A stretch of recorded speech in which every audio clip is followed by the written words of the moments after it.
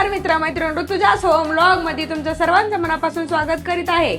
तर आज आपण पाहणार आहोत सोलापुरी शेंगदाण्याची चटणी कशी बनायची। त्यासाठी मी थोडे इथे शेंगदाणे घेतलेत आहे, थोडी जिरे पण घेतलेत आणि 10-12 लसणाच्या पाकळ्या। आता चला शेंगदाणे भाजून घेऊत आपण। चला आता आपण शेंगदाणे भाजून घेऊ। ते सोलापुरी चटणी म्हणल्यावर शेंगदाणे अगोदर भाजून घ्यायचे।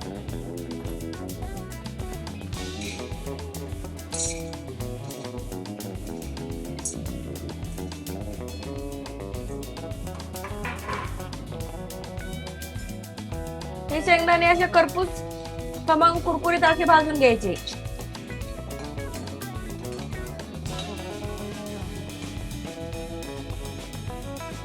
पाहू शकता आपले खमंग असे शेंगदाणे भाजून तयार आहेत। आता यांना काढून घेऊत आपण आणि थंड होऊ द्यायचे 5 मिनिटं।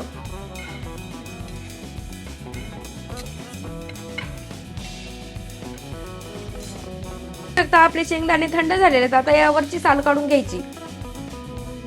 आता आपल्या शेंगदाण्यावरचं साल काढून तयार आहे। शेंगदाणे थोडे तेलामध्ये परतून घ्यायचे। वर ठेवून दिलेली कढई आता त्यामध्ये टाकू देते थोडं तेल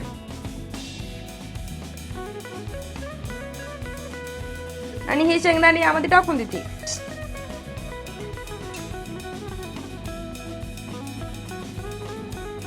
तर थोडी परतून घ्यायची या तेलामध्ये। सोलापुरी शेंगदाण्याची चटणी म्हणजे तेलाला तर परतून घ्यावाच लागतील। परतून घेतल्याच्या नंतर 10-12 लसणाच्या पाकळ्या पण यामध्ये परतून घ्यायच्या आणि जिरे पण।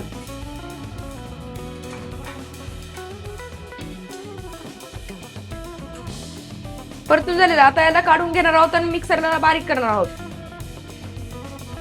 तर आता आपण हे शेंगदाणे मिक्सरला लावून घेऊ।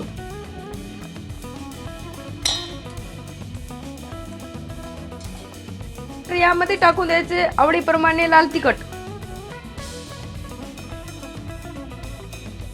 मी माझ्याप्रमाणे टाकून दिलेलं आहे आणि त्यानंतर त्यामध्ये चवीनुसार मीठ। आता याला मिक्सरला लावून लय पण बारीक करायचं ना, आपडझोपडच घ्यायचं काढून। बंद करायचं। पाहू शकता आपली अशी चटणी तयार झालेली आहे। बारीक पण लय नाही आणि थोडी मध्यम आहे। पाहू शकता अशी झणझणीत सोलापुरी शेंगदाण्याची चटणी तयार आहे। जर सोलापुरी शेंगदाण्याच्या चटणीची रेसिपी तुम्हाला आवडली असेल तर लाईक करा, कमेंट करा आणि चॅनलला सबस्क्राईब केलं नसेल तर नक्की करा। अशा सोप्या रेसिपी सोबत पाहिल्याबद्दल धन्यवाद।